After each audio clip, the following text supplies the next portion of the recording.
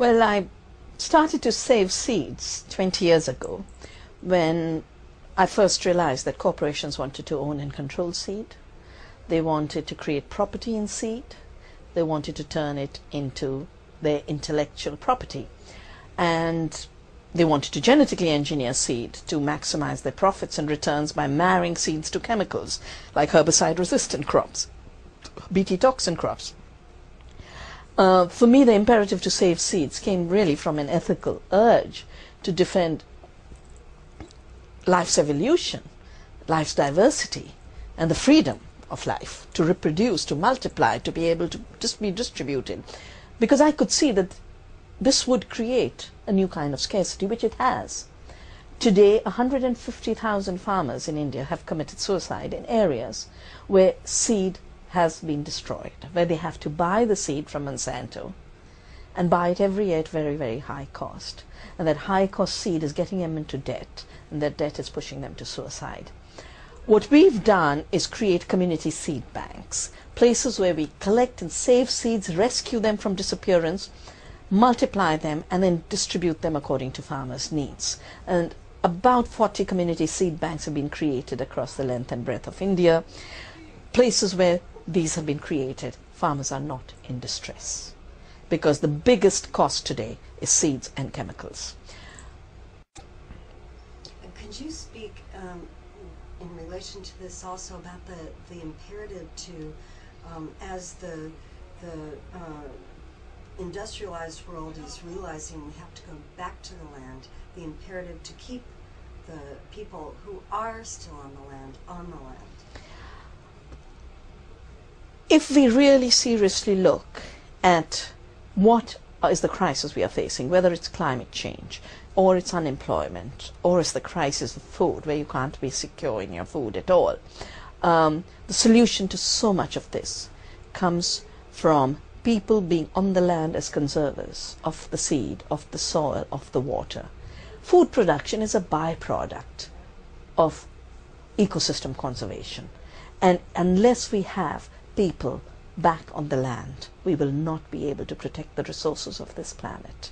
We will not be able to respond to climate change. Cities are the worst guzzlers of energies. They're highly unstable units in periods of vulnerability.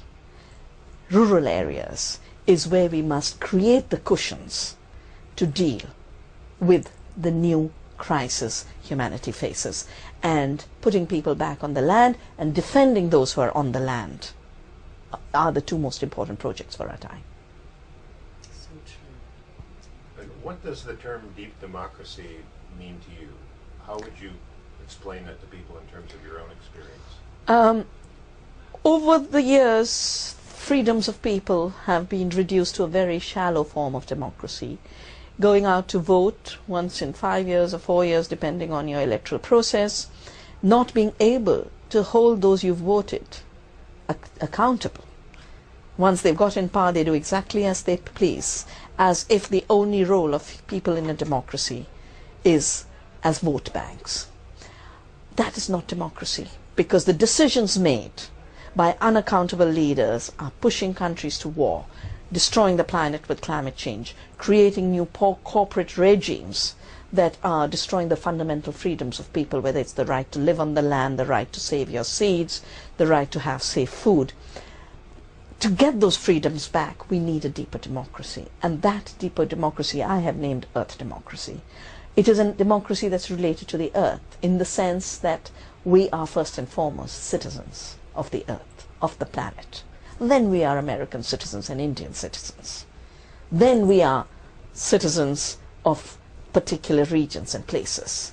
Then we belong to religions. Then we belong to races. But first and foremost, we are given a species form that is matched to the ecology of this beautiful, beautiful planet.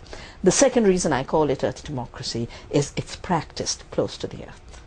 It's practiced best where you live every day. It's practiced in everyday life.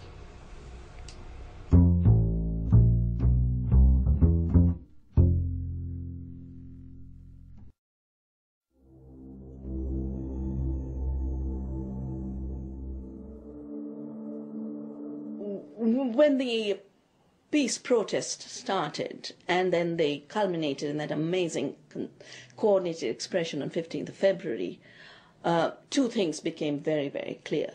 First, that citizens are ready globally to be the real alternative to corporate rule. And secondly, they are organized on a world scale, that there is of organizing outside the global marketplace that corporations control. And that is the organizing of civil society on issues of justice and peace and sustainability.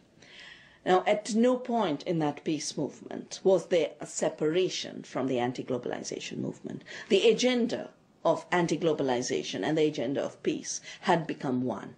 And of course, it creates tremendous hope to see that happen. I think what we need to do is, and I keep saying that to my colleagues in the anti-globalization movement, just as the peace movement built on the anti-globalization movement, the next round of taking on free trade, so-called free trade treaties, the NAFTA, the WTO, and bringing back decent governance into our lives, it needs to build on that mobilization for peace. I have been part of mobilizations in India against the WTO, beginning with before the WTO came into being, 1993, 500,000 farmers I organized on the streets of India to tell our government, these treaties are going to destroy our lives, do not sign on. The way the governments could ignore the people and impose these treaties is the same as Tony Blair, Mr. Bush, trying to trivialize the democratic expression and democratic will of their people. Democracy is supposed to be a reflection of the popular will of the people. The day that popular will starts to get ignored, you have dictatorship. You might still call it creating democracy elsewhere.